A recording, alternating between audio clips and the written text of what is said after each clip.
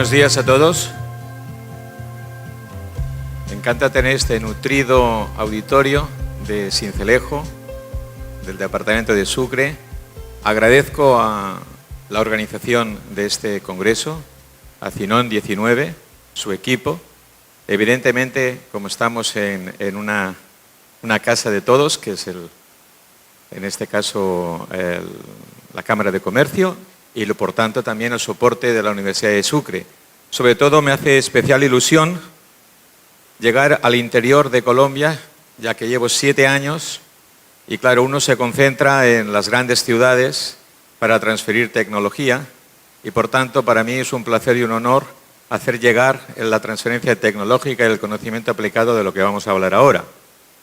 Pero yo quisiera, antes de proseguir en mi conferencia, me gustaría que de aquí me dijeran cuántos son estudiantes, cuántos son profesionales y si son de la arquitectura o de la ingeniería. Levanten la mano, por favor, ¿cuántos son estudiantes aquí?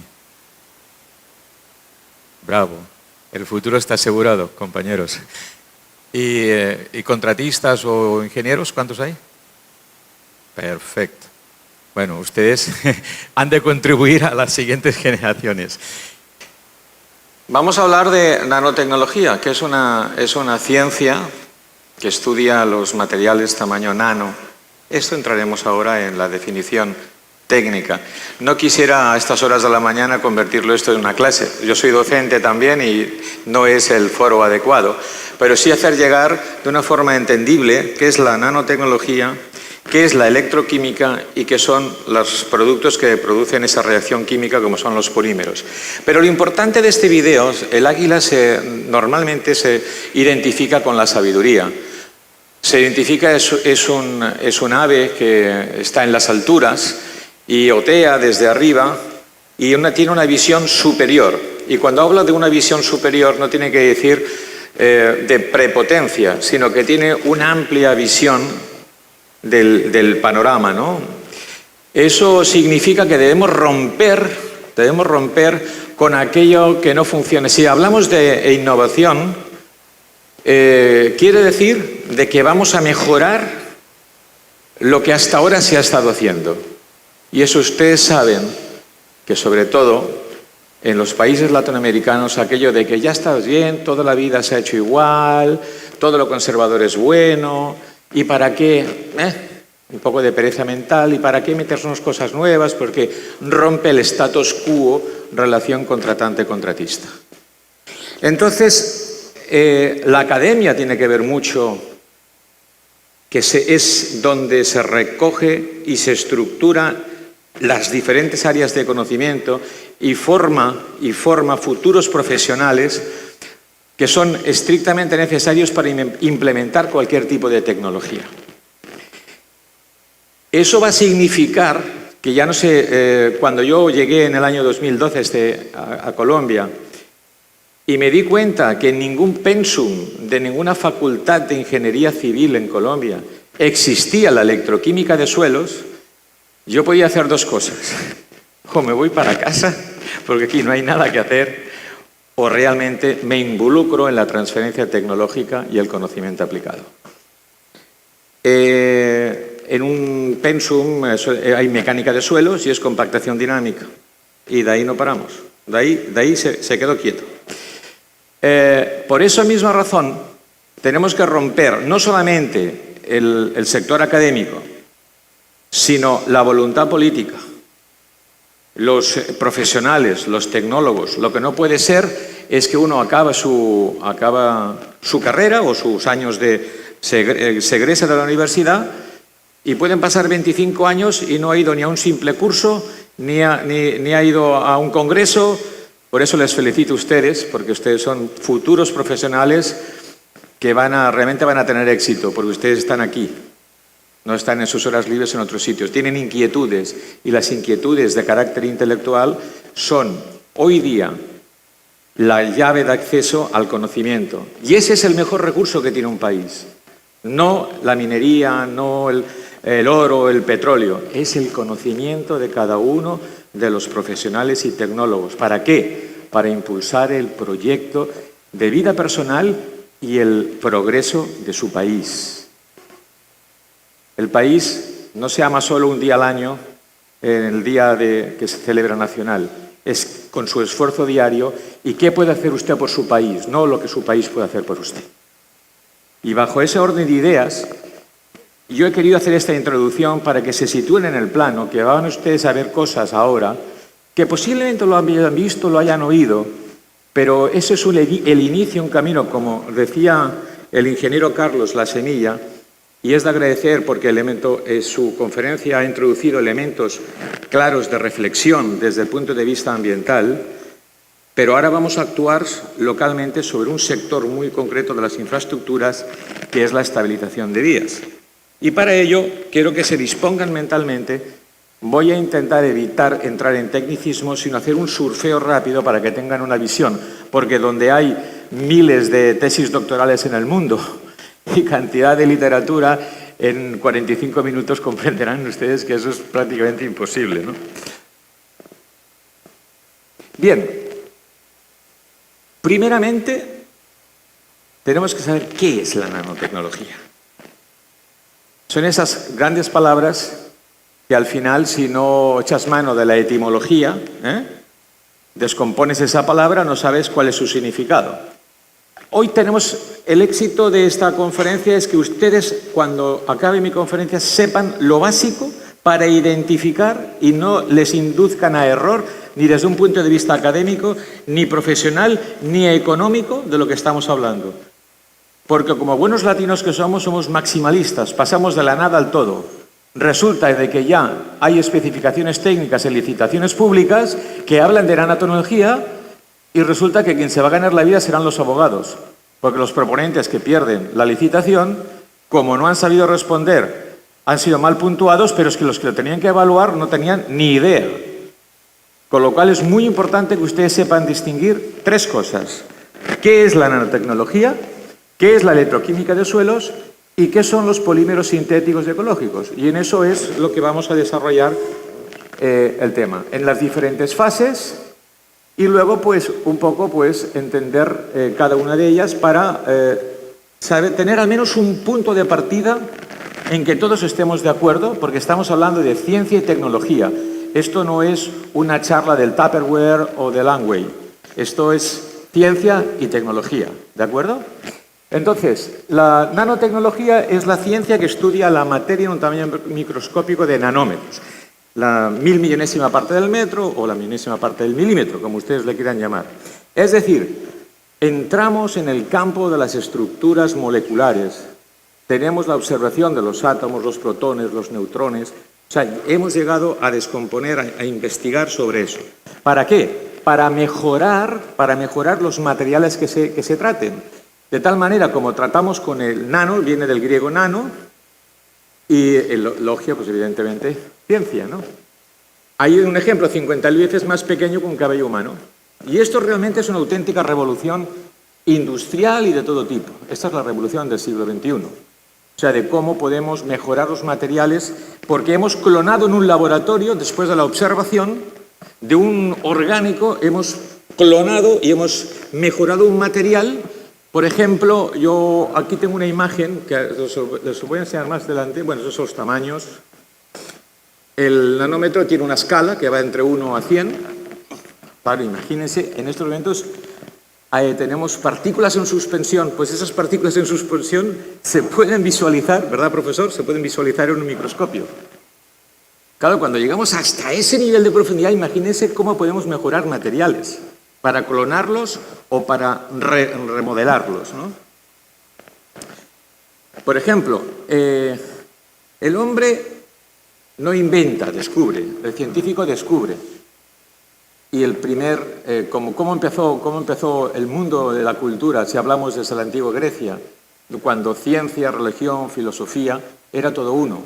¿A través de qué? De la ciencia de la observación. Aquella gente no tenía que pagar la renta cada mes, ni tenía que ir al éxito a comprar y cocinar, ¿verdad? Se dedicaban, tenían sus mecenas y se dedicaban a observar. Por ejemplo, el efecto de la flor de loto. El efecto de la flor de loto, esa imprimación natural que tiene, se descubre en los impermeabilizantes. Por ejemplo, con el efecto Loto, a través de la nanotecnología, se ha conseguido que, por ejemplo, hay una serie de la Volkswagen que ya no necesita ese limpiaparabrisas. Tiene una imprimación de tal manera que ya puede llover lo que llueva, que no necesitas... Y eso tiene una serie de ventajas, ¿no? ¿Cierto? Por ejemplo, quien tenga la desgracia de haber sido un quemado en cualquier grado, pues antes, ¿qué pasaba? Que o bien se hacía un injerto, y no era un injerto con piel humana muy aceptable, o le quedaba una mancha para toda la vida, ¿cierto? Hoy día ya se ha clonado la estructura molecular de la piel humana y se hace sintética, de tal manera que ni se nota que te quemaste. Y con eso podríamos hablar de muchísimas aplicaciones.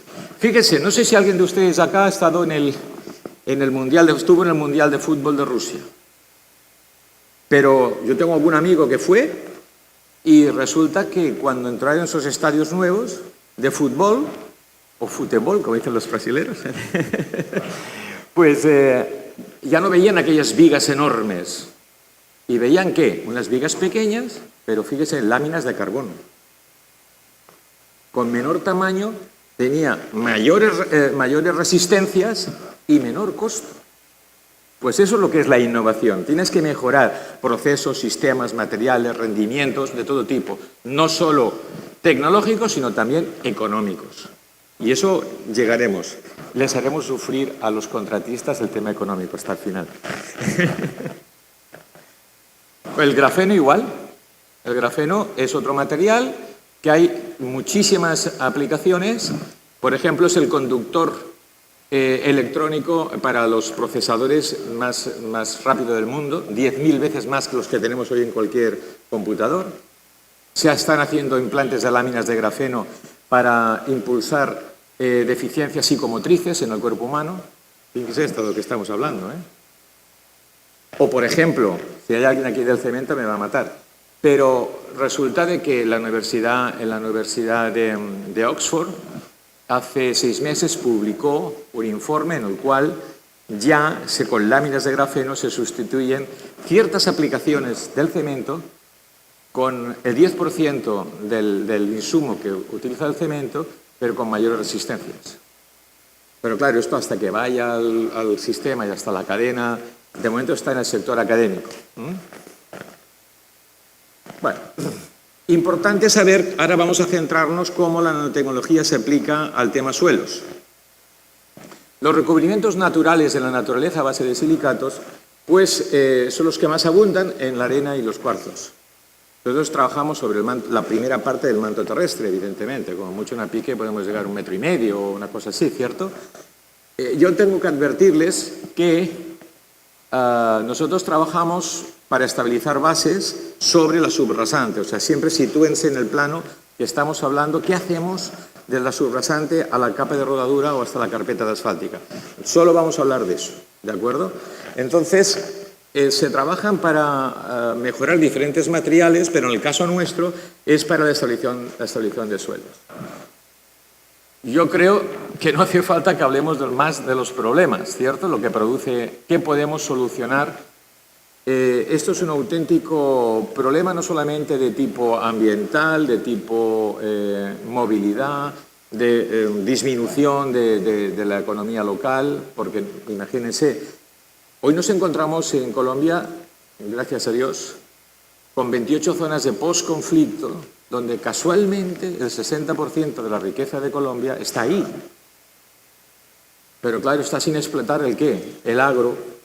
Colombia es un país agro, no es de petróleo, no es de minería, es agro, es la despensa de Latinoamérica. Y resulta que en esas 28 zonas de postconflicto son donde están, debido a que ha estado más de 50 años, han estado improductivas, donde están las peores vías. Es decir, ¿de qué sirve ahora meternos en economía productiva en agro si no tenemos vías para sacarlo? Es por eso que el gobierno está enfocando las principales inversiones en vía terciaria. Y de eso es lo que estamos hablando ahora. Ese es el futuro que tiene el país. Por tanto, me dirijo a los estudiantes, si esa es su vocación en ingeniería civil, la especialización en estabilización de vías terciarias, con esta innovación tecnológica que les voy a presentar, que es nueva acá, pero hace 30 años que está en Estados Unidos y 15 años que está en Europa, en la Unión Europea. Es decir, es cosa aprobada, hay normativas, no estamos hablando, digo, de un invento que se ha hecho en un laboratorio, ¿cierto? Bien, hay que conocer la evolución que tuvo la estabilización. La que he dicho que todavía, y a pruebas me remito, y si el profesor dice si en el pensum de mecánica de suelos está la electroquímica, está la compactación dinámica. ¿Qué es la primera? La física, la tradicional, los afirmados de cantera, los botan allá, agüita, irrigación, compactación, y a las primeras lluvias, ¿qué pasa? Y si encima no confinamos, imagínense, que siga la fiesta. Entonces, eso era lo que había, lo primero. Después pasamos a lo que son, cuando hablamos de estabilización química, tenemos que hablar de las reacciones. Evidentemente, un físico no puede tener reacción física porque no tenemos un agente que, digamos, que sea un principio activo en un orgánico. No hace nada. Esto es como si juntamos sal y harina, no hacemos nada con eso, ¿cierto? Ahora, si le colocamos un aditivo, que sea un agitador o que sea un principio activo acidulante, por ejemplo, hacemos algo. O el agua como un elemento vehicular. Pero dos afirmados, dos recebos, sin más, y agua, eso no hace nada. Eso hace una compactación, la que dura lo que dura el efecto de la compactación dinámica, del vibro, nada más. Pasamos a la fisicoquímica y allí tenemos pues, las reacciones puzolánicas, que son las cementantes, cal hidráulica y cemento, o los ligantes asfálticos y emulsiones espumados.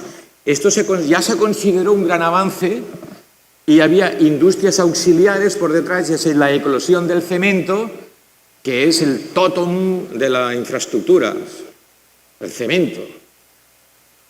Y conseguir que sin cemento no pudiéramos vivir, como si fuera el agua, que sin agua no podemos vivir. Pues esto lo han conseguido, estos grandes monopolios de las cementeras, de las asfalteras, que evidentemente son industrias potentes, que han generado mucho empleo, pero también han generado otros derivados, pero que los cuales eliminar los radicales contaminantes negativos pues tiene un alto costo y no, ¿verdad? Y no siempre pues, produce los efectos adecuados, porque el costo de la eliminación de los radicales contaminantes de ciertos materiales es más alto que la utilidad que ellos pretenden tener.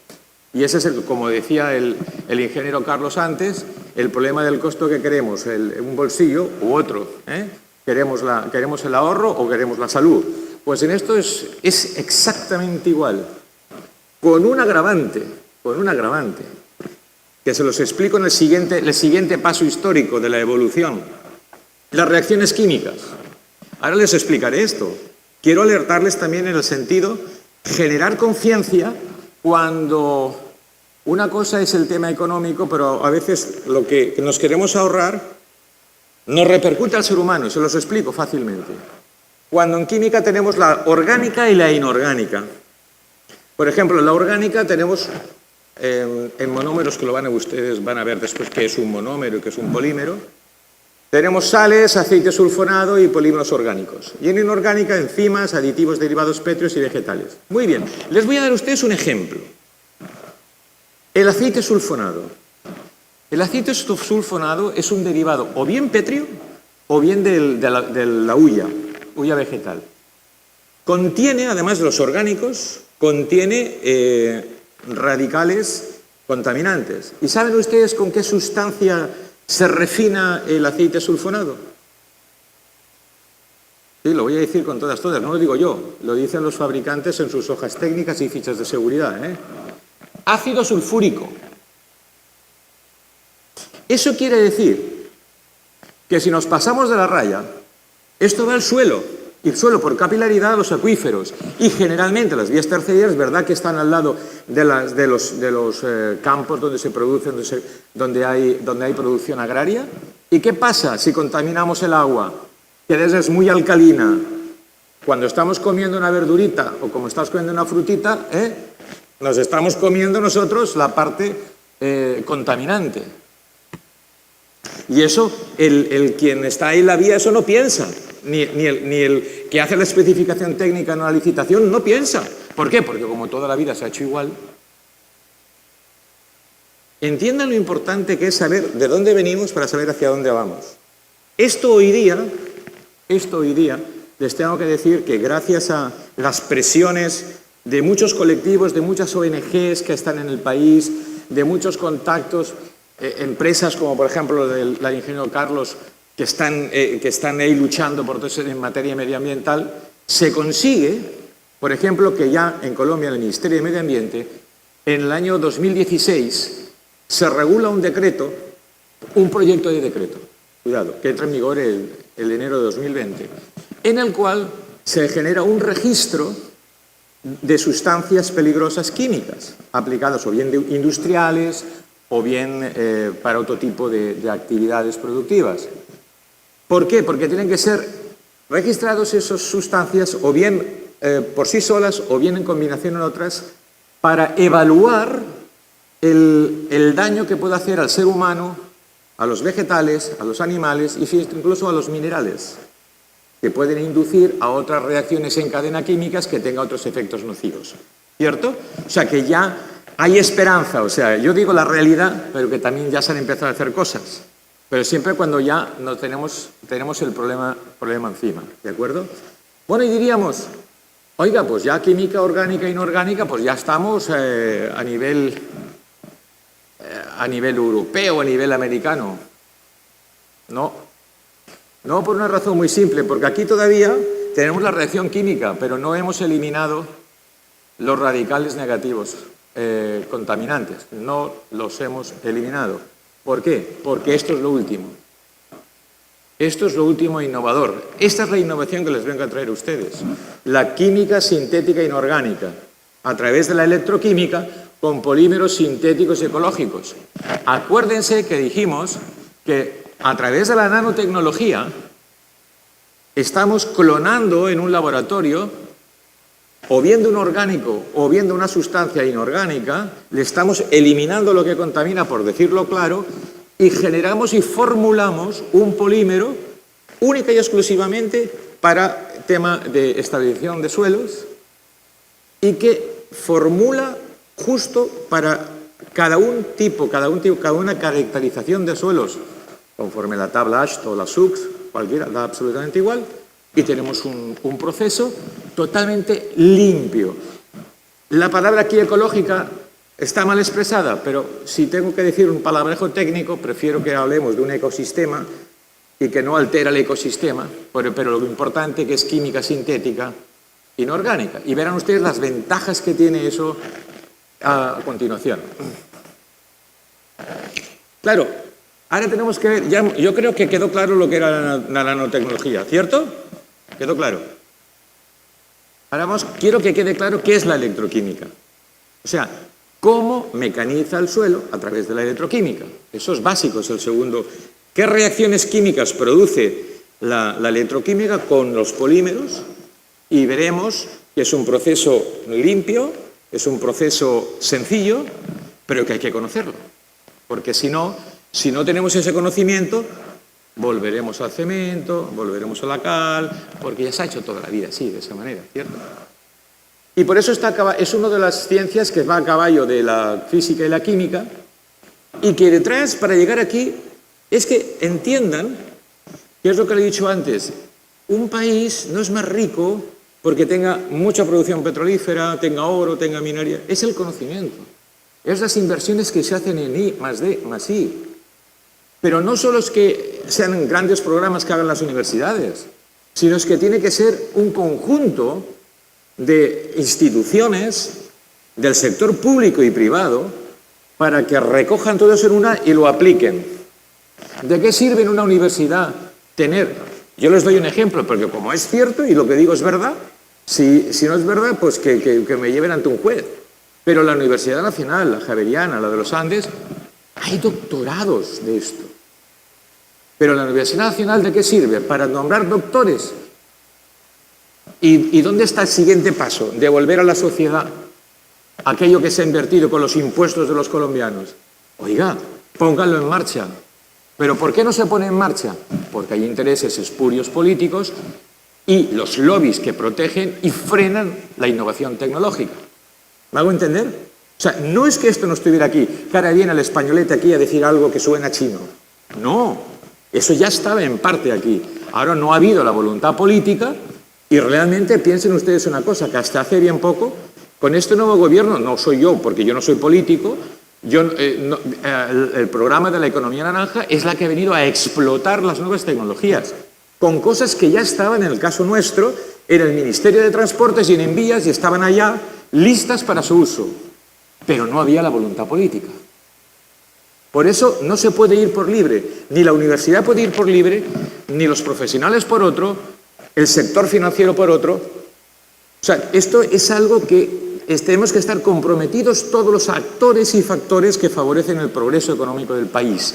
Si no lo hacemos así, alguno de nosotros somos cómplices de que el progreso no llegue al país. Por tanto, no tendremos derecho a quejarnos que nuestras próximas generaciones puedan tener las consecuencias de no trabajar con miras, por ejemplo, a la protección medioambiental, que podamos tener, que no haya ese... el problema que hay, por ejemplo, se hacen economías, se llaman economías deprimidas, en zonas. ¿De qué sirve querer? Vamos a esta región y vamos a invertir. Vale, pero invertir con cabeza. Hay que generar economía local allí mismo, con industrias transformadoras y generar nuevos nichos de empleo y que las comunidades puedan generar su propia actividad para que no se produzca el éxodo de aquellos municipios, veredas. Yo creo mucho en potenciar las comunidades locales en veredas. Que la gente, ¿por qué tiene que dejar donde nació? ¿Por qué tiene que irse a otros lugares donde va a quedar desubicada, fuera de lugar? No se va a ir a las grandes ciudades, que eso también está produciendo las grandes ciudades de Colombia, ese fenómeno de deslocalización. ¿Qué está produciendo? Pues desequilibrios de todo tipo en las ciudades. Pues para que se incremente la calidad de vida tenemos que apoyar las infraestructuras locales y la producción y la transformación de los productos, pero todo eso que se necesitan, buenas vías. Si no hacemos eso, el progreso está ahí parado. Y eso es lo que se está trabajando. También les estoy describiendo una situación y les estoy diciendo que hay esperanza porque ahora se están haciendo cosas. Que se hayan hecho, a veces lo que decimos, más vale tarde que nunca, pero se están haciendo. ¿De acuerdo? Bueno, aquí es una explicación técnica, pero lo van a ver en una gráfica. O sea, todo lo que hay aquí, lo hacen por intercambio iónico. Vamos a ver, cuando estamos en un suelo, tenemos la caracterización del suelo es con granulares y con finos. Nosotros trabajamos con los finos que contienen carga eléctrica. O pueden ser en los limos ion positivo y las arcillas catión negativo o viceversa. Y lo que producimos nosotros con nuestro polímero es un intercambio de los iones a través, que lo van a ver aquí, de una reacción química que da el polímero, que es una reacción exotérmica. Eleva la temperatura y lo que hacemos es que hay un intercambio porque esa evaporación, el agua no drenable y la humedad, que es el enemigo público número uno de los geotecnistas, ¿cierto, profesor? La humedad, con eso estamos luchando continuamente, pues genera unos vacíos y entonces las partículas, las moléculas del polímero las aloja ahí y las sella. Esto es lo que hace. Y lo van a ver, bueno, y lo hacen por atracción electrostática. A ver qué valiente de aquí me dice el principio de la electrostática, ¿cuál es? Venga, dos polos del mismo sentido, ¿qué pasa? ¿Y de diferente sentido? Es lo que estamos haciendo. O sea, cuando tenemos un ion positivo, lo que introducimos un catión negativo y entonces por atracción electrónica, el punto isoeléctrico, esto lo tenemos aquí, el punterito, está ahí. Claro. Claro, claro. Y además que contiene partículas que se llaman, coloidales. Las partículas coloidales viene del griego cola, que es adhesivo. Por eso, solamente las tienen los limos y las arcillas. En algún caso lo tienen... Ah, muy bien, gracias. En algún caso lo tienen las arenas, algún tipo de arenas. Y podemos llegar, por ejemplo, con los... vamos a ver, entonces... esta es la bonita. Perfecto. Bueno, esto ya lo hemos visto. ¿Qué hacemos con todo esto? Pues solucionamos los problemas de la estabilidad volumétrica, cuando los suelos se expanden y se contraen, por ejemplo, las arcillas expansivas. Yo, la verdad, me río de Janeiro, con el respeto del compañero brasileño, pero el chiste es fácil. También en España os habláis de los toros y todo esto. Porque, cuando ven arcillas expansivas, cuando hubo el estudio de la ruta del Sol, casualidad de las casualidades, se escondieron 20 kilómetros de suelos blandos. En 20 kilómetros no hicieron un puto pique. Claro, cuando ya pasaron estudios y diseños y ya estaba hecho todo, pues resulta que se encontraron suelos blandos. Y se tuvo que modificar cuando se hubiera... No es que hubiera problema, porque los suelos blandos se pueden trabajar. Pues bueno, los polímeros, como son productos formulados, en este caso yo hago el diseño de mezcla y con una técnica que se llama estequiometría, que quien quiera, después yo ahí en el stand se lo explico, que es la estequiometría, pues se puede solucionar ese problema de las arcillas expansivas. ¿De acuerdo? También la resistencia en cuanto a la humedad y compactación, la permeabilización. Podemos trabajar, estáis viendo todo esto que es aquí, que esto lo van a ver, pero les explicaré después este espécimen que es. Y bueno, lo que decíamos, a través de la observación, la nanotecnología, la electroquímica y el polímero, ¿qué hacemos? Con las sustancias, los principios activos de ese polímero, podemos modificar la permeabilidad, alteramos las fuerzas existentes entre las partículas. ¿Y eso qué significa? Podemos incrementar la capacidad portante, reducir el límite la plasticidad, es decir, toda una serie de temas. ¿De aquí cuántos están de ingeniería civil? ¿Cuántos hay aquí?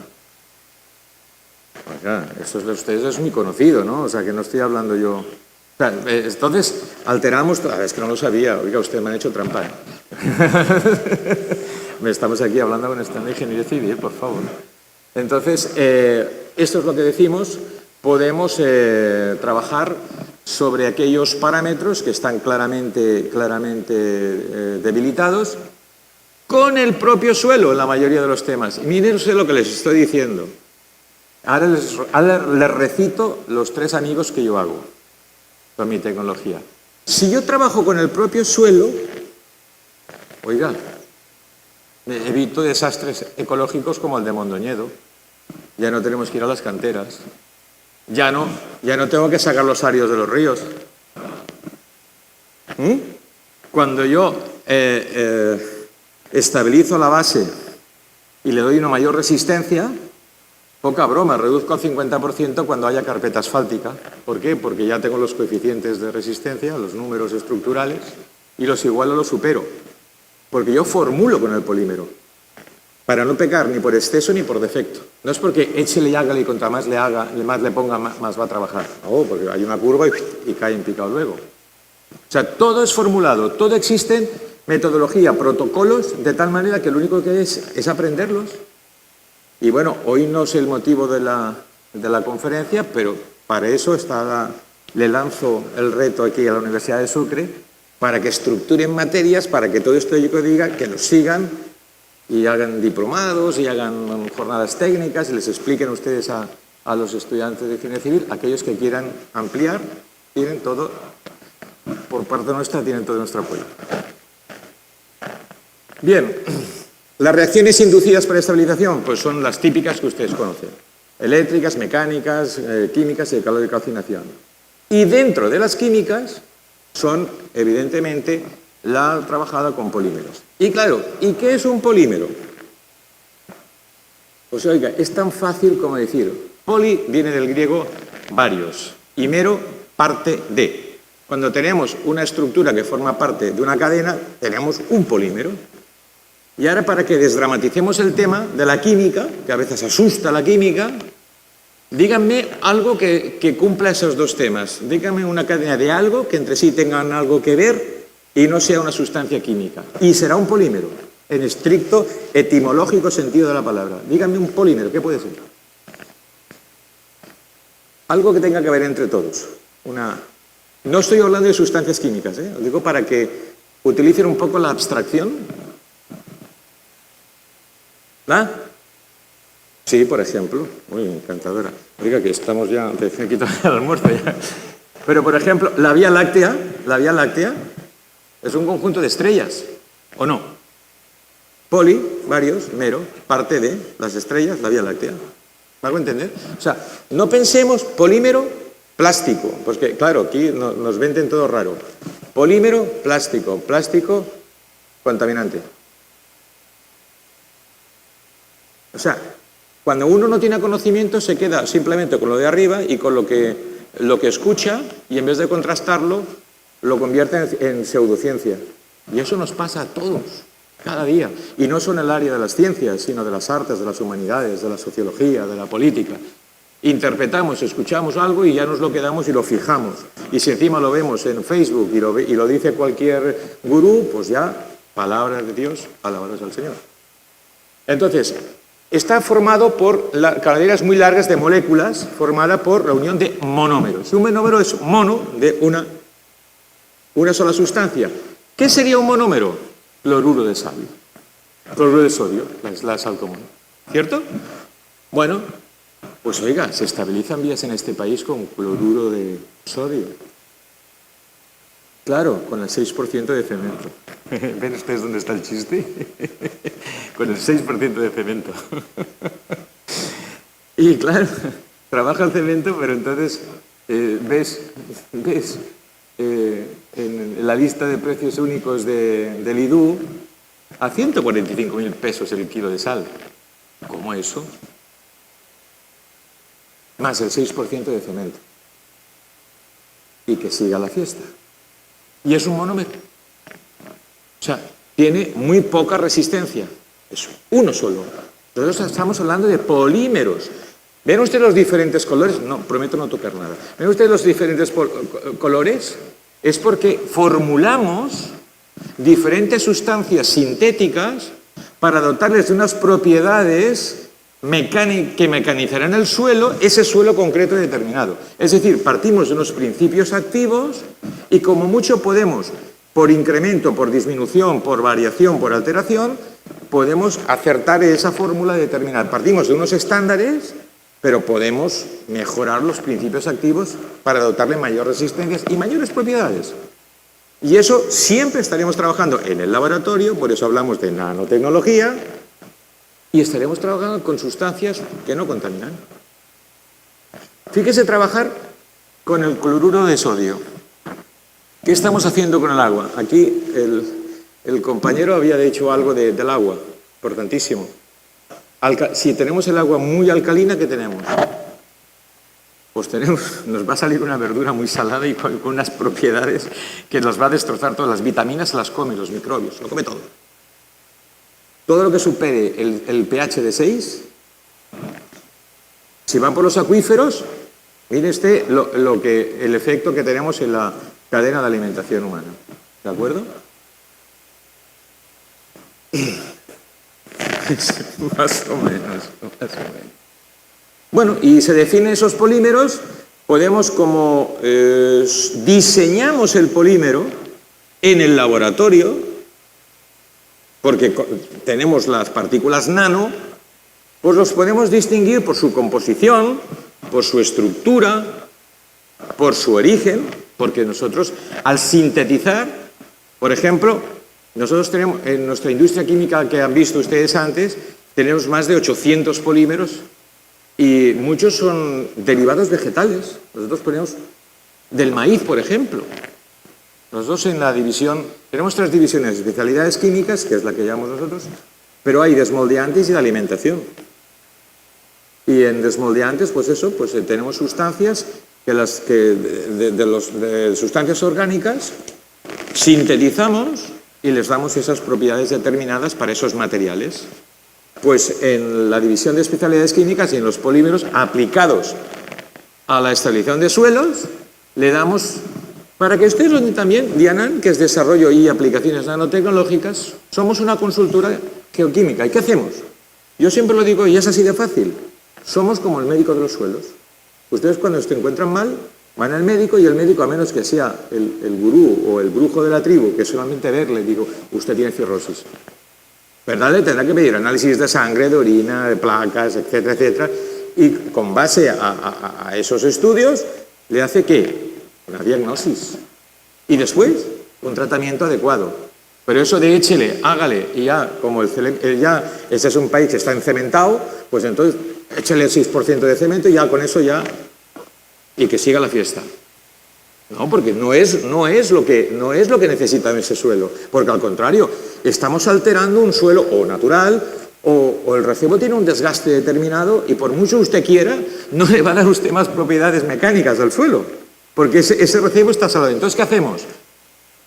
Incrementamos más los costos. ¿Por qué? Porque como el racimo ya está desgastado, venga muchachos de la cantera, venga, Cemex, Argos, vengan ustedes para acá. Y así lo solucionamos. Cuando probablemente tendríamos que llegar a que después esto es, ¿cómo les diría yo? Se ve muy fácil el símil de la medicina. ¿A quién se le ocurre que solamente hubiera en el mundo 2 laboratorios farmacéuticos? Ustedes solamente pudieran, no hubiera, hoy hay un vademecum, ¿no?, que es un manual de muchos medicamentos, y que el médico solo pudiera recetar 2. ¿Qué pasaría con eso? ¿Eso no veríamos claro que sería un monopolio? Pues oiga, hay hasta incluso la farmacopea o la farmacología sintética y la orgánica, y también tiene que la microbiótica y la de homeopatía. Todo puede coexistir. ¿Por qué? Porque para cada caso hay una solución. Pero ¿qué pasa? Que cuando no se hacen estudios y diseños, no podemos hacer una buena diagnosis, porque lo único que nos interesa es el échele, el hágale, porque toda la vida se ha hecho igual. Y como eso ya tenemos una estructura de reparto, de reparto de trabajo y para otros menesteres, tiene que haber margen. Entonces, como ya somos de márgenes conocidos, pues entonces no se aplica la plata, ¿en qué?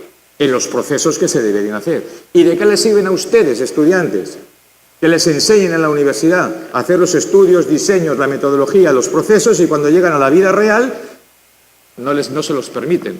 Y encima ustedes tienen que firmar el proyecto. Tienen que hacerse responsables, civil y penal, solidario y subsidiario. Eso es una injusticia como la copa un pino.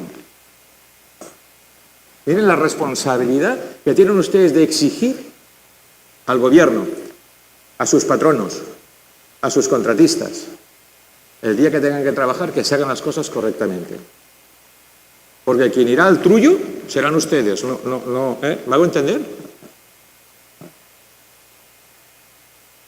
O sea, eso es lo que, cuando estamos hablando de obras de infraestructura vial, el ingeniero, el arquitecto tiene una gran responsabilidad. Y el desconocimiento de las leyes no exime su cumplimiento. Eso está en todas las legislaciones del mundo. No, es que yo no lo sabía, no. Usted tiene la obligación de formarse.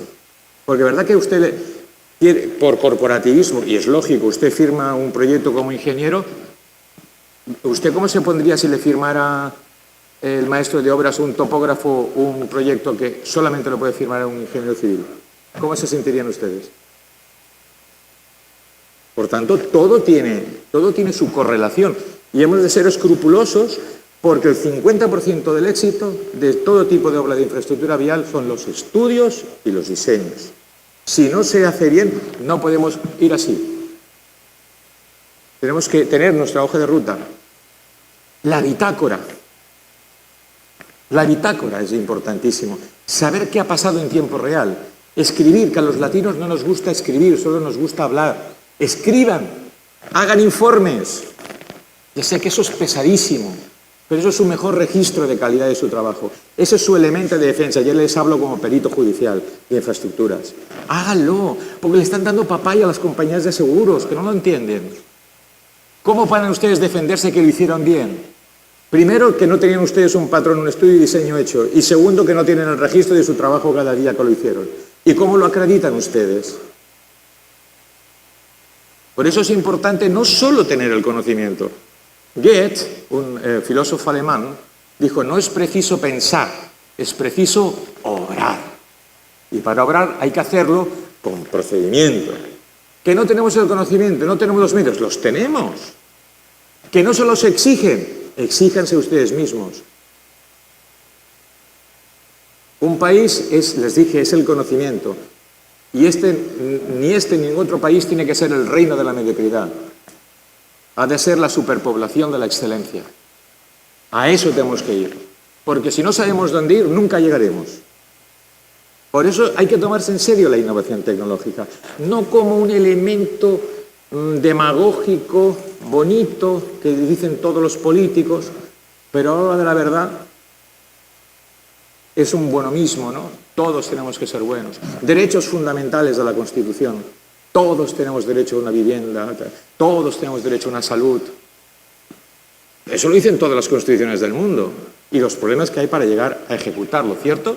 Pues en las infraestructuras es exactamente igual, con la responsabilidad que incorpora el profesional que está dirigiendo esa obra, porque él es el responsable de todo eso. Bueno, esto es una gráfica de cómo funciona, tampoco no es...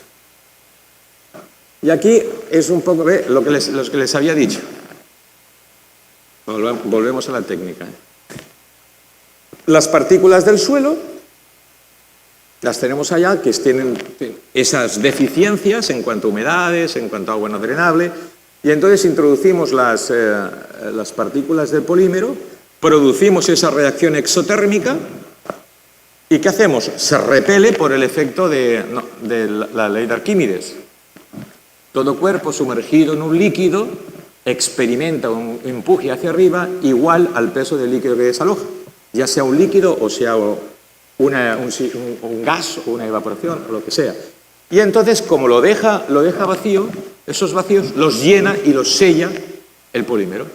Con lo cual, ahora ya pueden empezar a ver el por qué eso está acá. Porque pasamos al siguiente punto. Esos puntos rojos son los finos y el azul son los granulares. ¿Qué pasa en la compactación dinámica, en las compactaciones por reacciones físico-químicas? Que los finos tienen, si no hay un tamaño de los granulares muy grande, pues no son muy cohesivos entre sí. Aguantan mientras se haya la compresión, o bien las reacciones físico-químicas son limitadas a un tiempo de maduración, estaba pensando en el jamón yo ahora, pero un tiempo de curado, que también, curado jamón, y nada más. Mientras que cuando tenemos los finos que tienen carga eléctrica y hemos hecho ese proceso de intercambio, resulta de que unimos el granular, que tiene que tener un tamaño máximo de 2,5 pulgadas, por eso tenemos que hacer o un fresado, un trabajo previo, por eso hay que estudiar y ver es la caracterización, cuando pasa también de 200, de 400, todo eso tenemos que mirarlo, pero trabajar con eso. No para hacerlo porque la norma nos dice que lo tenemos que tener. No, oiga, los análisis y los estudios están para luego trabajar con base a esa información, sino para que lo pedimos. ¿Cierto? Y eso que provoca unas decisiones a la hora de aplicar el producto y a la hora de diseñar la fórmula de trabajo y el proceso constructivo adecuado para ese tipo de vía que tiene ese problema determinado que hemos estudiado antes y ahora lo ponemos en marcha. Y eso partimos de un hecho objetivo, científico, y ahora en el laboratorio todo lo aguanta, pero ahora vaya usted a campo. Y ahí tenemos, el buen ingeniero tiene que demostrar su pericia, y aunque se equivoque, el empirismo en campo vale muchísimo más en ocasiones. Que sepan ustedes quién era, no sé, el Terzaghi, que es muy importante, pero yo creo que en campo, y si ustedes tienen un problema de drenaje, creo que sabe mejor que dé una solución en campo que no que sepa la vida de Terzaghi. Bueno, es mi opinión, con esto no siento cátedra, profe. ¿De acuerdo? Entonces, ¿qué hacemos? Conseguimos esto, Lo que ven acá, que con el propio suelo, ahora lo verán, ustedes tocan allá, con el propio suelo y los granulares hemos conseguido que una materia, una unitaria suelta, ¿en qué la hemos convertido? En una capa de pavimento flexible. Y como lo hemos diseñado previamente, sabemos las resistencias, las unidades, los megapascales o los PSI, o como quieren ustedes llamarle, porque también trabajamos en el análisis con el módulo resiliente, no solo con el estático. Con lo cual, si hemos bien hecho el estudio y el diseño, llegamos a esto. Claro, ¿qué sucede? Que donde esto era una masa unitaria suelta y ahora verán ustedes que lo hacemos confinado, lo sellamos y si hacemos un buen sistema de drenaje, que es lo que hay que hacer, pues la vía dura. No dura lo que dura hasta la próxima tormenta. ¿Cierto?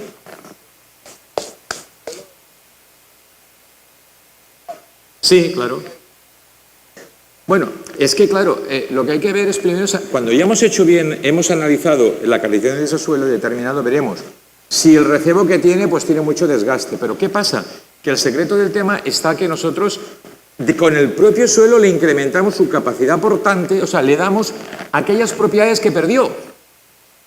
Recuperamos ese suelo. Y si tenemos, por ejemplo, demasiados finos, un porcentaje de demasiados finos, pues en ocasiones sí podemos ir a incorporar afirmados, pero de una dimensión determinada que ya venga de cantera en unas dimensiones determinadas, pequeñitas, exactamente. ¿Me hago entender? Claro, exactamente. O sea, para conseguir ese efecto, Y ahora lo van a ver claro con la siguiente diapositiva. Al cabo de 15 días, lo que les acabo de decir, que la capa de pavimento flexible, ahí la tienen. Porque tenemos que ir con una sierra circular a hacer un testigo. Imagínense lo que es pasar de una masa unitaria suelta que ya tiene unos niveles de humedad porque no se ha hecho el trabajo de los sistemas de drenaje, el agua, la humedad, está ahí y eso está. ¿Qué produce luego con la frecuencia y la carga? ¡Patam! Y ahí tenemos el huequito. Primero fue un huequito, luego acaba siendo un cráter.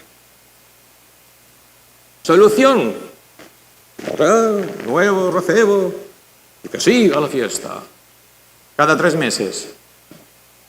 Bien.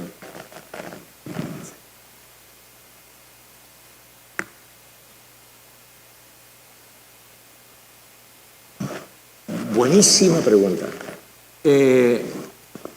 La columna estratigráfica nos indica base y subbase en el sistema tradicional. Por ejemplo, en suelo cemento necesitaríamos una excavación de unos 50 centímetros para establecer base y subbase, ¿cierto? Y tiene un coeficiente estructural determinado en el diseño, que es por el número de ejes, etcétera, etcétera, etcétera. Bien, nosotros en la mayoría de los escenarios eliminamos la subbase. Porque donde había 50 con 30 centímetros solo de base, igualamos o superamos el PSI o los megapascales que darían base y subbase. Y eso con el propio suelo. Y si es necesario, por una deficiencia puntual de suelo blando, lo podemos complementar con nuevos afirmados. ¿Cierto? Bien. Ahora, en una imagen que vale más que 1000 palabras, verán cómo se puede evitar esto. Esto de aquí lo tenemos, pero si lo que vamos a ver a continuación no lo hiciéramos, pasa lo que usted dice. Bueno, esto es la superficie como quedaría. Nosotros lo podríamos dejar en afirmado para un sellado, por eso ya está corriendo por ahí, ¿no? Toquen por arriba, ¿eh? Se puede impermeabilizar, pero fíjense, bueno, estas son las soluciones. Es que tengo una imagen, bueno, nosotros en la industria química que han visto, imagínense, tenemos todas las certificaciones ambientales y de calidad, porque una industria química europea de más de 75 años ha pasado por todo, hasta por una guerra mundial. O sea que ha pasado por todo. De tal manera que ya estamos en última generación, no hay mayor certificación y además lo que ya van a comenzar a partir del año que viene aquí en Colombia, nosotros hace 10 años que ya la tenemos, las certificaciones que son estas. Están a su disposición quien las quiera ver, ¿eh? Es decir que... Este es el programa REACH. Este es el registro europeo de la ECA, European Chemical Agency, que tiene el registro REACH. Este es el modelo que ha utilizado el Ministerio de Medio Ambiente colombiano. El REACH. De tal manera que todas las sustancias individuales o en conjunto han tenido... Bueno, las industrias químicas europeas tuvieron 10 años para adecuar todas sus sustancias para eliminar todos los radicales libres contaminantes. Tuvieron 10 años. O sea, que no es aquello que dijeron que... Nosotros fuimos de los pioneros y además mi industria química estuvo en lo que llaman... lo llaman así, el comité de sabios. No se llama así, o sea, no es porque digamos que somos más sabios los 7 sabios de Grecia, la nomenclatura. Y entonces, eso es importante porque garantiza... De hecho, dentro de la Unión Europea, si no tienes el sello REACH, no puedes vender. Y cuando exportas, tienes que advertir que no estás en el... o sea, el REACH viene a ser como el que está reportado en Datacrédito. Si usted está en el REACH... la responsabilidad será del que compre, no del que vende. Sí, más o menos. Pero mucho más exigente porque es exclusivamente para temas de protección medioambiental. Entonces, es importante, ya para acabar, yo creo que, me parece, yo prefiero antes de entrar en la parte más operativa y la voy a surfear rápido. Por favor, dígame si quedó claro para ustedes qué es la nanotecnología. ¿Quedó claro? ¿Quedó claro? ¿Quedó claro para ustedes qué es la electroquímica de suelos? Más o menos. Pues si tienen dudas, yo estoy a su disposición allá. ¿Quedó claro lo que es un polímero? ¿Y cómo mecaniza? ¿Quedó claro? Porque si no, le hacemos la función visa ya, no hay ningún problema. Bueno, hay que tener estos procesos... Como están tan monotorizados, si te saltas una parte del protocolo, esto es como cuando uno va... Es que ya les he dicho antes el símil, somos como los cirujanos de los suelos. Usted no se va a plantear, el cirujano cuando le pide una cirugía, no le dice, sí, a menos que sea de urgencia, que le han pegado, le han plomeado, pues que vaya ya. Tiene que ir de urgencias, ¿no? Pero normalmente hay un protocolo antes de la cirugía, ¿no? Pues eso es lo que hacemos nosotros. Y lo hacemos, la cirugía será más invasiva, menos invasiva, en función de lo que hemos estudiado antes, y la diagnosis que hemos hecho y el tratamiento que hemos decidido hacer preoperatorio, operatorio y postoperatorio. Pues es lo mismo. Aquí se llama, en ingeniería de suelos, se llama fase exploratoria, fase ejecutiva de obras y fase de seguimiento y monitoreo. Es exactamente lo mismo. En vez de ser un ser humano, es un suelo con unos problemas determinados que vamos a solucionar. Hay que erradicar de la mente, y sobre todo se la pido a los políticos, hay que erradicar de que eso es que el hacer una vía o mejorar una vía ha de ser un fin, no un medio.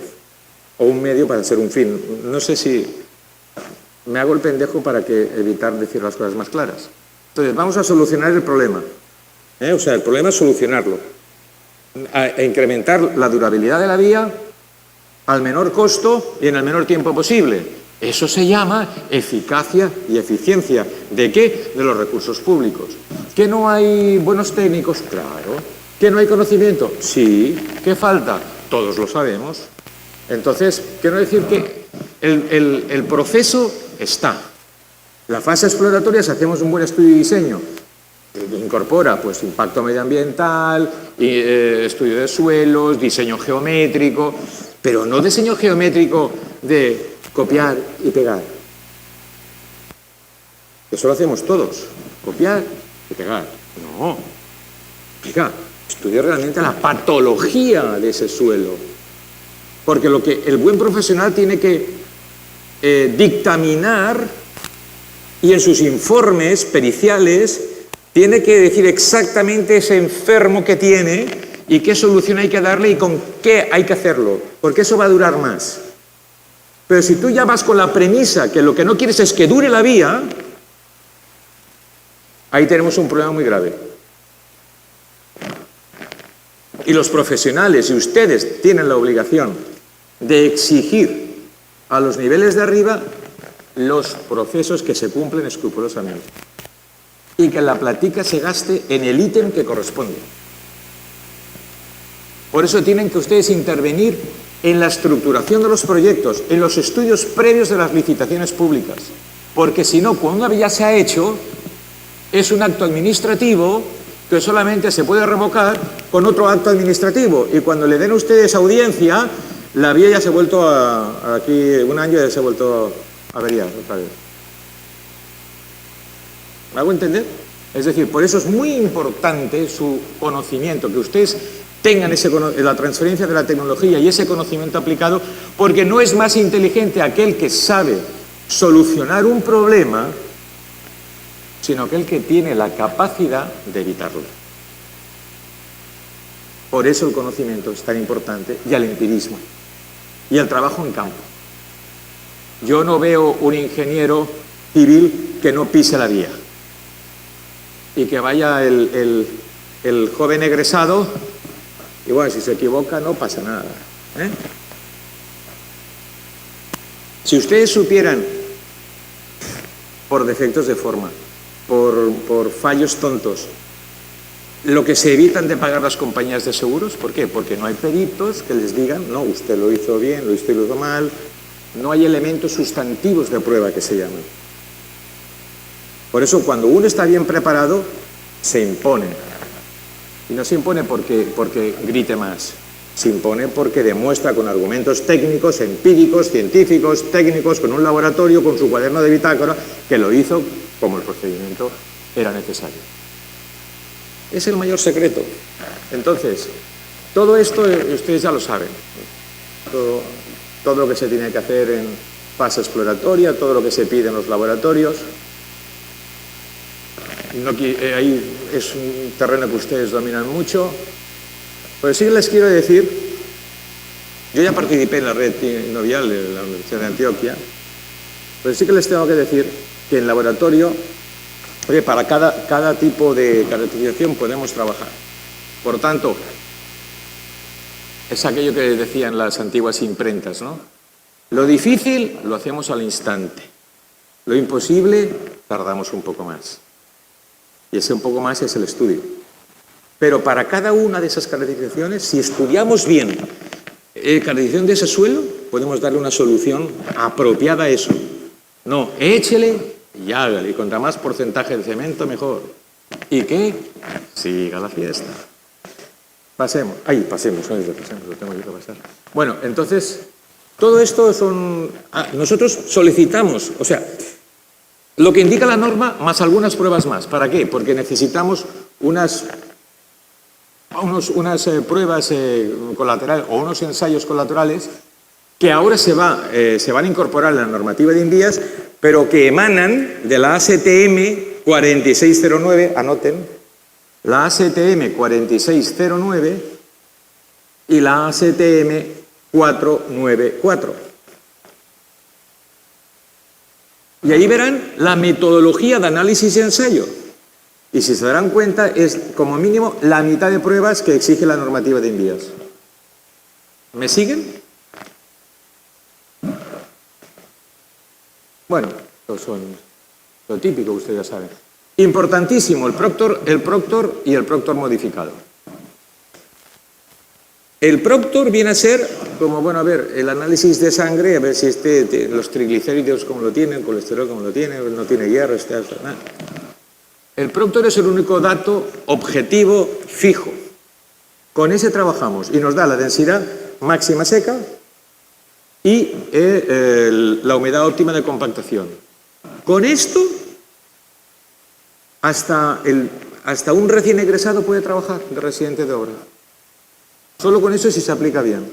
¿Por qué? Porque como el polímero es base acuosa y hay que introducirlo con agua en irrigación, si la humedad natural, y esto es pregunta de examen, si la humedad natural supera la humedad óptima de compactación, ¿qué le pasa al suelo? Esto es de primer semestre. ¿Qué le pasa a un suelo si la humedad natural es superior a la humedad óptima de compactación? ¿Qué va? No es que está saturado el suelo. Claro, está saturado el suelo.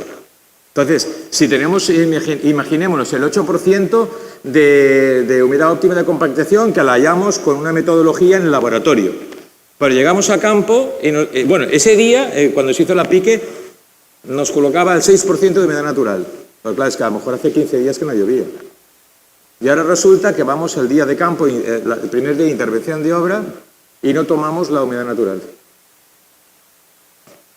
Y resulta que está, si lo supiéramos, que ahora lo verán cómo, al 12%. Pues ese échele y hágale va a perder todo lo que haga. El día de trabajo va a perder el material, lo va a perder absolutamente todo. ¿Todo por qué? Por no saber cómo hallar la humedad natural en campo. Y a veces es más importante parar la obra y proseguir o hacer un tratamiento paliativo para que como mínimo necesitamos 2 puntos por debajo, la humedad óptima de la compactación, la humedad natural tiene que estar 2 puntos por debajo. ¿Para qué?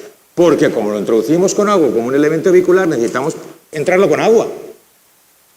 Pero si está por encima, perdemos el agua y el polímero. El agua es más barato, pero el polímero es más caro. Fíjense qué tontería. Y esa es la diferencia entre el éxito y el fracaso de esa obra. Suspensión acuosa. En una densidad de 1.34 hilos pesa 1 litro. Claro, y el agua has de calcularla en función de ese diferencial de puntos y también tiene que ver el peso por metro cúbico. ¿Qué le contesto? ¿La primera, la segunda, la tercera, la cuarta? ¿Cuál? ¿En qué orden se la comento? Porque vamos a ver. Vale. Pues vamos a ver como la Santísima Trinidad, 3 en 1. Hay una cosa muy simple. Esto se consigue en laboratorio. ¿Dónde está? Ah, lo tienen ustedes por ahí. Eso se consigue en un laboratorio, ¿cierto? Y tenemos una masa homogénea. Pero lo que conseguimos es que al traspasarlo en campo hacemos una labor previa de tratamiento del terreno en la cual evitamos absolutamente todos esos problemas que usted ha hecho. ¿A través de qué? De la escarificación. Ahora verán un vídeo muy cortito de cómo se trabaja, porque eso es lo último que les queda ver a ustedes, cómo se trabaja, porque estamos hablando en plan teoría, pero estamos hablando de laboratorio, de química, de física, pero no estamos hablando de lo que a ustedes les interesa, que es el hecho constructivo. Y eso van a ver un plan piloto que se hizo en el Putumayo, que estuve yo en una obra con el Estado, y van a ver cómo se trabaja y ahí le van a resolver. Pero con una simplemente imagen que usted va a ver después de esto, esas dudas se le van a caer todas. ¿Por qué? Porque hacemos un tratamiento previo. Tense cuenta que trabajamos sobre la subrasante, que tiene que estar hecho ya con todo su tratamiento, con todos sus sistemas previos para poder hacer el drenaje, pero trabajamos con la capa y luego lo hacemos confinado, de tal manera que si no haríamos un portaaviones. Si no trabajamos confinado, haríamos ese pavimento estructura y pavimento flexible, pero ¿qué haríamos? Que si no confinamos, el agua vendría por debajo y entonces el portaaviones se pondría en marcha. Pero todo eso que dice usted lo evitamos con la escarificación previa. Acuérdense que trabajamos, vuelvo a insistir, sobre la subrasante. Entonces yo aconsejo, y no porque aquí esté la ingeniera, pero yo aconsejo realmente que se haga una buena estructura y que se utilice, por ejemplo, en las capas inferiores la malla geotextil. Pues esto funciona muy bien porque así evitamos que todo el tiempo... Exactamente. Claro, pero nosotros estamos trabajando, acuérdense que lo primero que les he dicho es que yo trabajo sobre una estructura de pavimento flexible que convierto una masa unitaria suelta, ¿no? Pavimento máximo, lo que puede dar una moto o una recicladora, 45 centímetros. Pero la profundidad de la capa viene sobre el diseño, el número de ejes y cargas, ¿cierto? Promedio estamos utilizando entre 20 a 30 centímetros. Con eso llegamos a los numeración estructural, el coeficiente estructural de un suelo de cemento de 50 centímetros. Pero yo realmente recomiendo, es que estamos hablando de vías terciarias, pero si ya nos ponen pegas para una capa de 20 o de 30, que tengan que rehacer la estructura o la columna estratigráfica y llegan hasta sustituir el rajón, oiga, eso es mucha más platica. O sea, yo creo más en la rehabilitación haciendo esto. Yo soy partidario de colocar, evidentemente, donde históricamente se coloca el rajón, colocar la malla geotextil. Pues eso nos garantiza de que ya ahí frenamos todos esos fenómenos que son naturales, además. Pero de eso se da cuenta que yo le estoy hablando que estamos trabajando sobre la subrasante. Porque es que además trabajamos tanto para vía terciaria como la dejamos lista y preparada para una vía secundaria o una vía primaria. Pero ahora va a haber aquí una imagen que es... Bueno, esto es lo que decíamos. Esto simplemente puede evitar una pérdida de tiempo y de plata en el proyecto. Tomar simplemente la humedad natural en cada momento. Y podemos tomar que en el mismo día, en el mismo tramo, haya unas diferencias de 2, 3, 4, 5 puntos. Y como el único dato absoluto que tenemos es el del Proctor, oiga, tome usted la humedad natural, sino que lo va a perder, va a ser una pérdida total. También nosotros nos sometemos expresamente, precisamente por el nivel que tenemos en la industria química, nos sometemos ahí, podemos hacerlo. Lo que pasa es que eso es costo, no lo van a hacer. Esto no se lo va a gastar un licitador.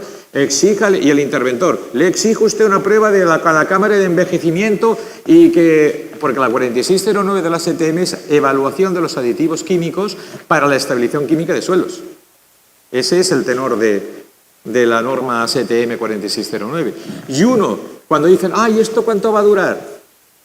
Pues póngase mano al drill y vaya usted, yo me someto, le coloco mis briquetas y se hace una simulación en la máquina de envejecimiento a exposición en la cámara QEV de rayos UVA. Y le sale usted clavado más o menos en cuánto tiempo puede durar esta vía si se hace el correcto manejo de aguas, como siempre. Eso siempre lo digo yo. Pero lo que es en sí la reacción química y las resistencias tal como está en una briqueta, le da exactamente la duración. Pero eso como siempre, la tecnología está, la ciencia lo apoya, los elementos están, los técnicos también. Pero todo eso conlleva un coste. ¿Quién asume ese coste? ¿Quién lo asume? Por eso se va a lo fácil. ¿Me hago entender? Claro, y el interventor que no tiene ni idea de eso, ¿cómo va a exigir una cosa que no entiende? Tráigame las briquetas de toda la vida de cemento, hombre, toda la vida, y ahí ya está, ya hemos acabado el problema.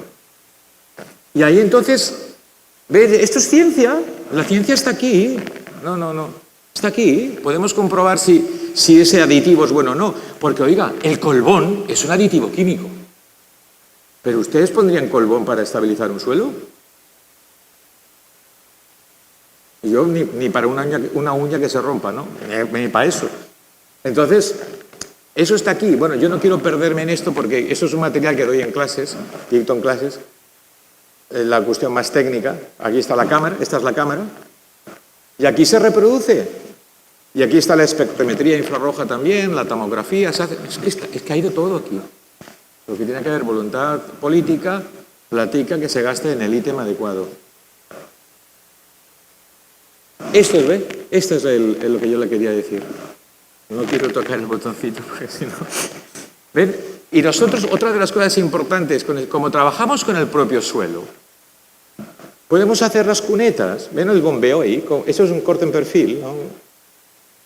Y con una formaleta de madera, como nuestros polímeros son encofrables, porque otra de las cosas que les quiero decir, ustedes me han ido a hablar, yo estoy describiendo, no valorando el tema del cemento, y para mí no son adversarios las cementeras. ¿Por qué? No lo digo yo. Invías en el año 2012 permitió el uso de los polímeros como aditivo para el suelo cemento.